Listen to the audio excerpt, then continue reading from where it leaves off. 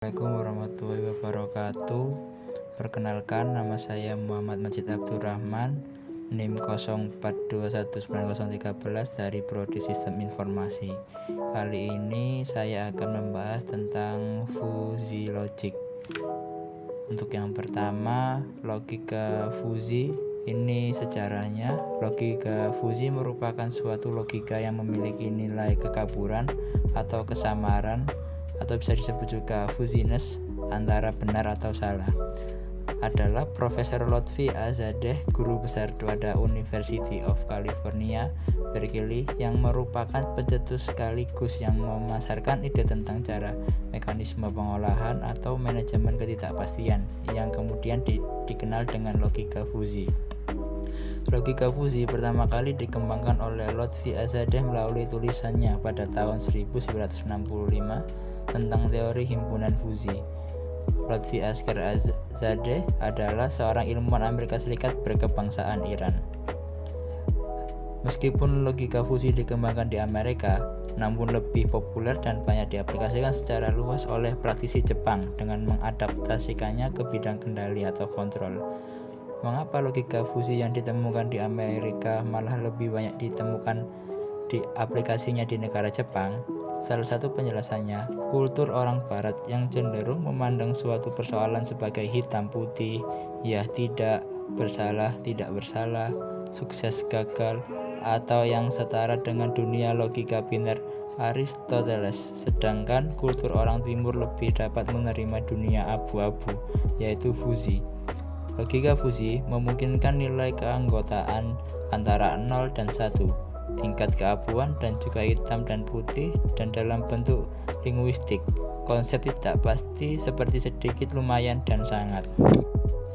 Logika fuzzy dapat digunakan dalam bidang teori kontrol, teori keputusan, dan beberapa bagian dalam manajemen sains.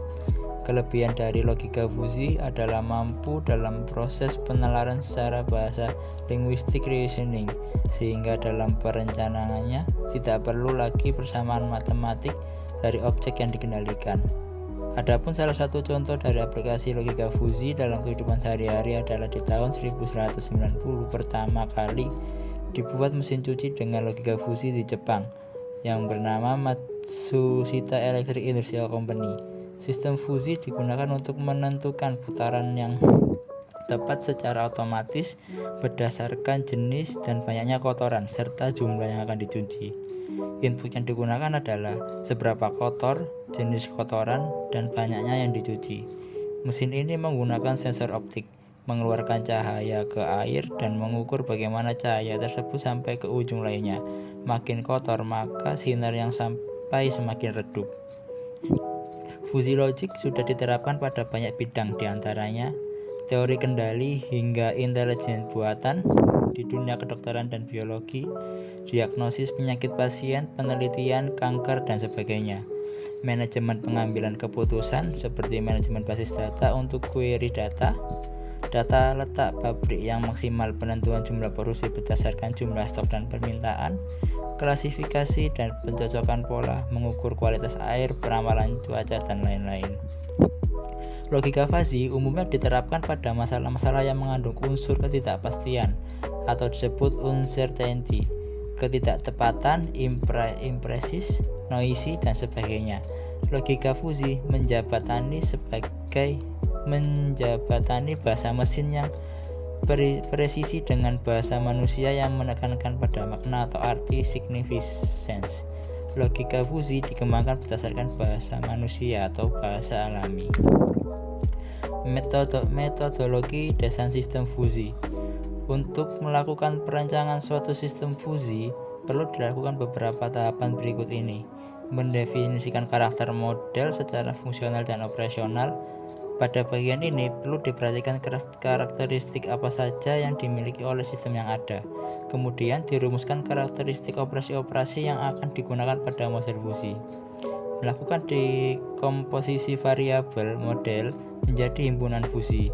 Dari variabel-variabel yang telah dirumuskan dibentuk himpunan-himpunan fuzzy yang berkaitan tanpa mengesampingkan domainnya.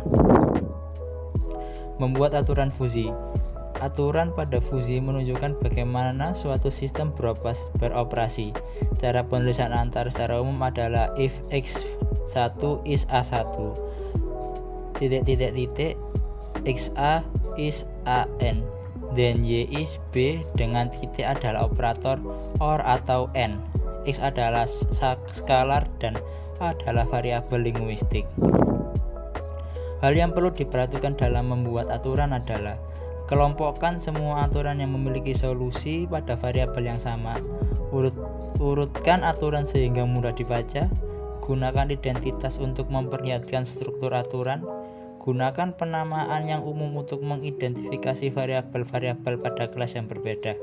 Gunakan komentar untuk mendeskripsikan tujuan dari suatu atau sekelompok aturan. Berikan spasi antar aturan. Tulis variabel dengan huruf-huruf besar kecil, himpunan fuzzi dengan huruf besar, dan elemen-elemen bahasa lainnya dengan huruf kecil.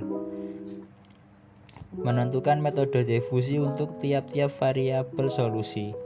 Pada tahap defusi akan dipilih suatu nilai dari suatu variabel solusi yang merupakan konsekuen dari daerah fuzzi. Metode yang paling sering digunakan adalah metode centroid.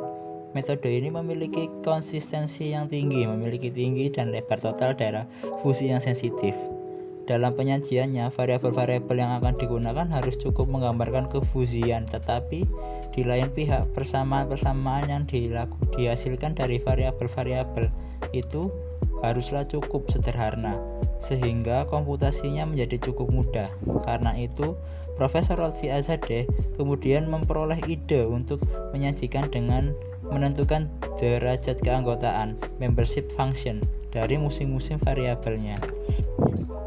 Contoh-contoh masalah yang mengandung ketidakpastian. Seseorang dikatakan tinggi jika tinggi badannya lebih dari 1,7 meter. Bagaimana dengan orang yang mempunyai tinggi badan 1,6999 meter atau 1,65 meter?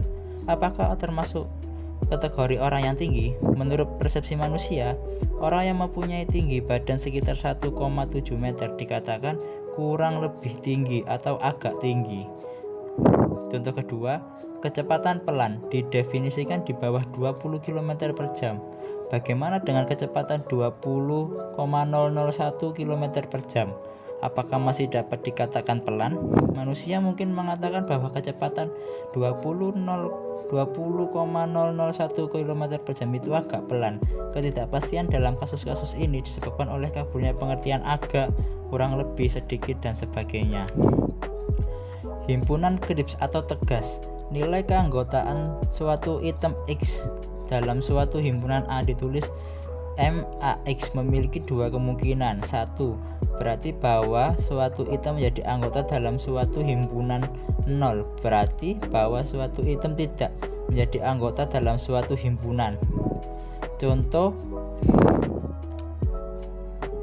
S sama dengan 1, 2, 3, 4, 5 adalah semesta pembicara A 1, 2, 3 dan B 3, 4, 5.